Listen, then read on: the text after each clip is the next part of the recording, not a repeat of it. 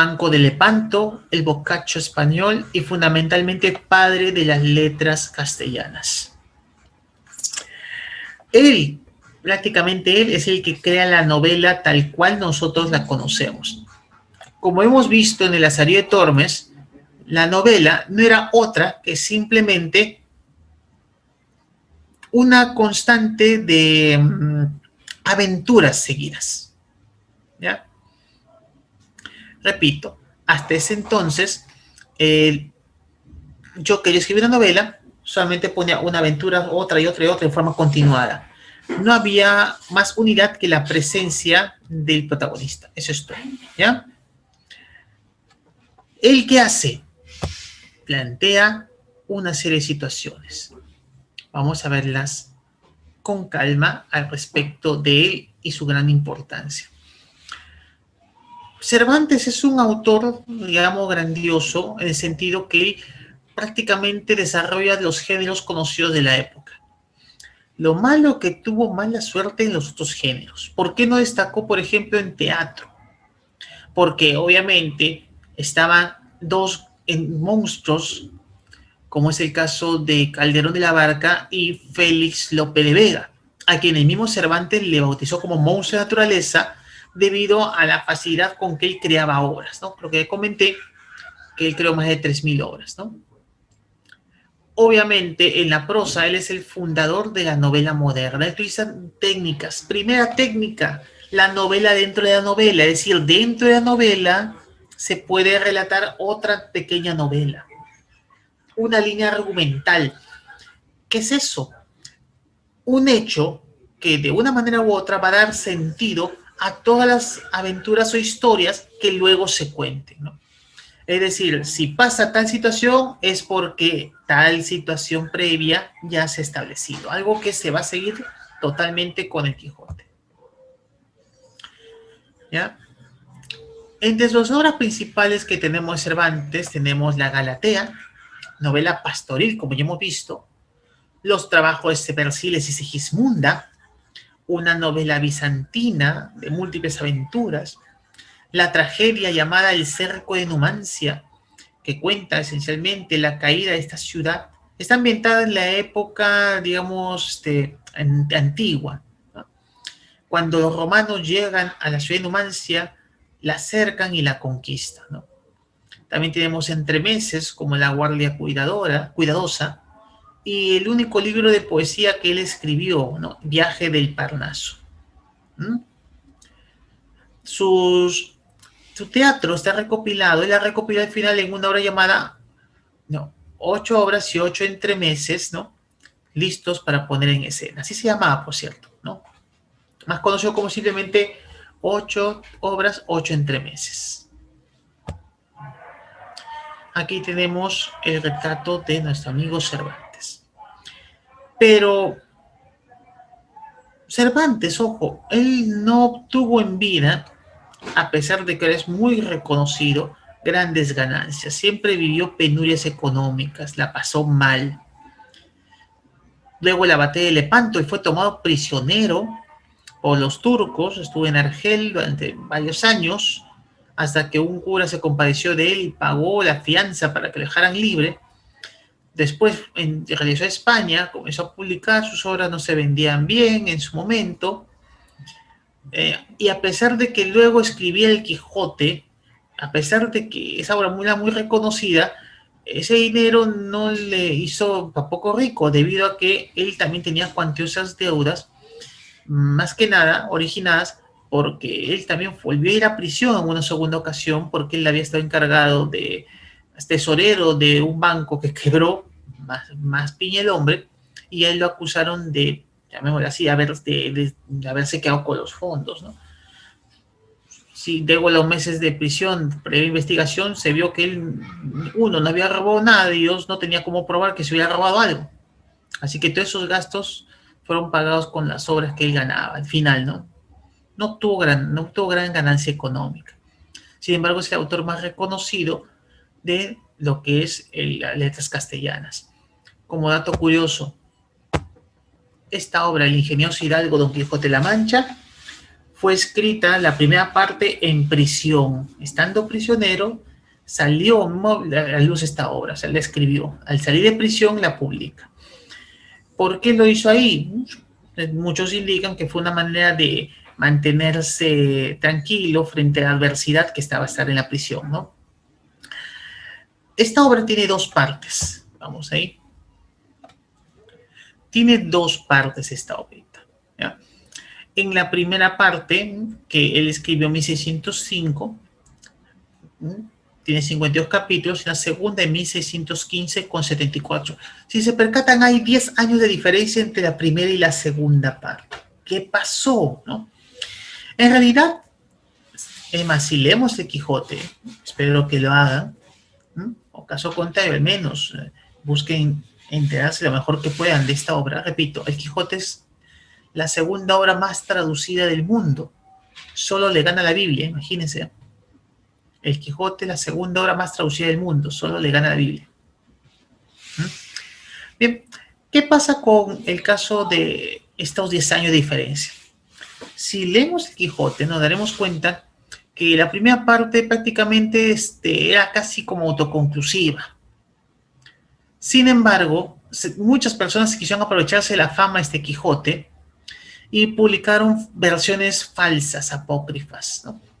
Entre ellas un tal Alonso de Avellaneda, que escribió una segunda parte, ¿no? Y en la cual supuestamente continúa esa aventura del Quijote. Cuenta que Cervantes, ante esta piratería sin fin, no había indecopy ni derecho de autor en esa época, así que imagínense, puso en marcha la escritura de una segunda parte. Y para evitar que lo siguieran plagiando en el futuro, optó por una decisión drástica, cruel, pero al final, bueno, la que era para ese momento. ¿Cuál? Matar al Quijote. Así que, por esa razón, hay esa diferencia notable de 10 años entre la primera y la segunda parte, ¿ya? También obviamente va a haber una evolución, pero vamos a ir por partes. En esta novela aparecen dos grandes personajes alegóricos. Por un lado tenemos a Don Quijote y por el otro a Sancho Panza. Es más, hasta su descripción física tiene mucho que ver con su forma de pensar. Don Quijote va a simbolizar ese idealismo, ¿no? Que busca hacer el bien, busca ayudar a los demás, estar donde se necesita, aunque muchas veces es malentendido, ¿no? Y sus aventuras por lo general terminan con el maltrecho, ¿no? Pero también simbolizan ese saber letrado, ¿no?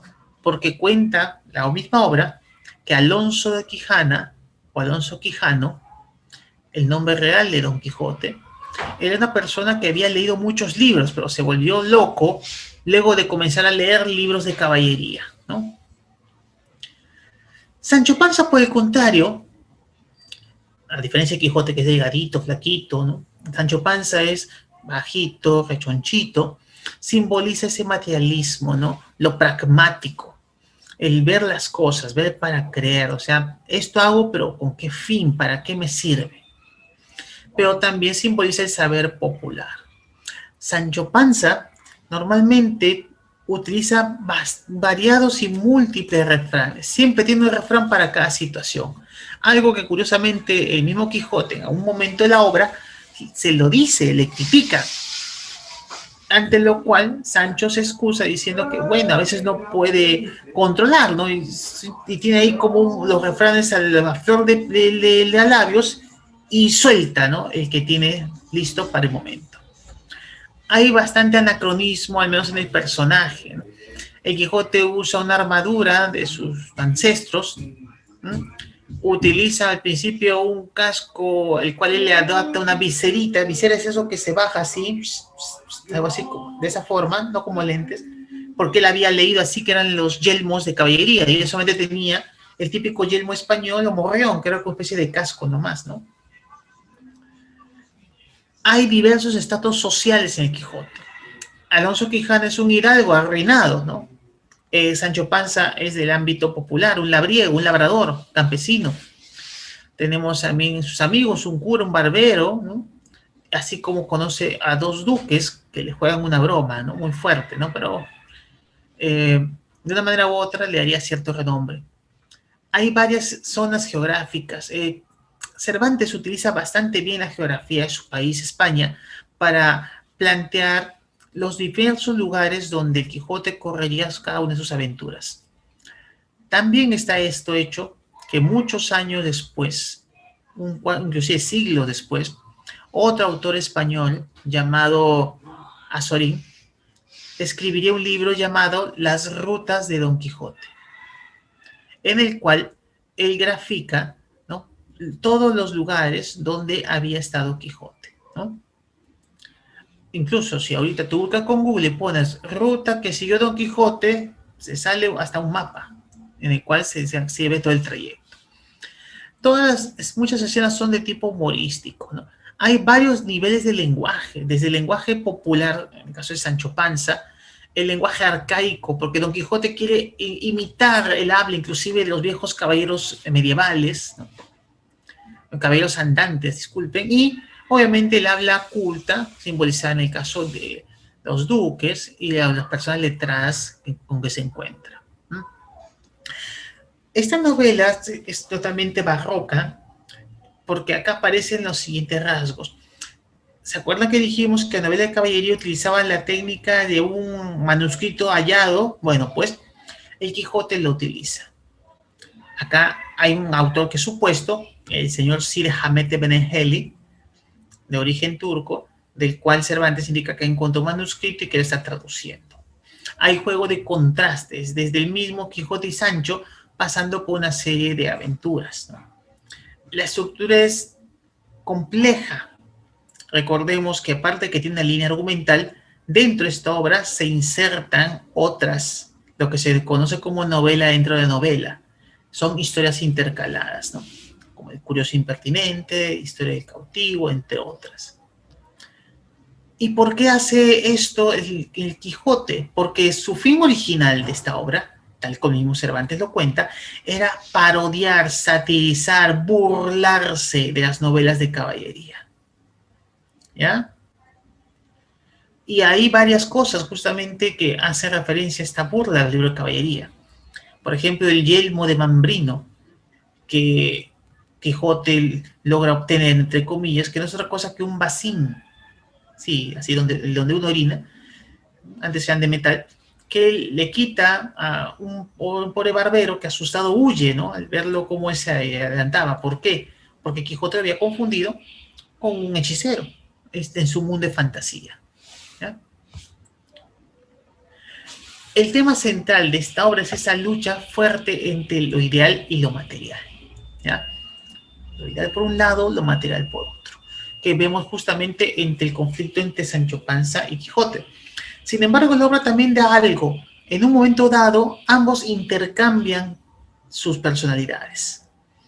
Es lo que se llama transposición de caracteres, o también conocido con el nombre más largo de quijotización de Sancho y sanchificación de Quijote.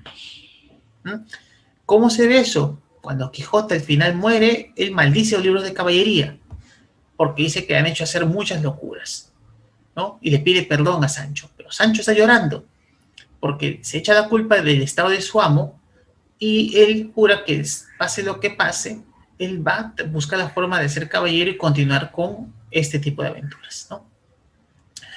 Otros temas que vemos ahí es el amor, las relaciones humanas, el lenguaje, porque hay un momento dado en la cual el Quijote le piden que analice obras, justamente una de ellas es El curioso impertinente, y ahí él da críticas, apreciaciones literarias.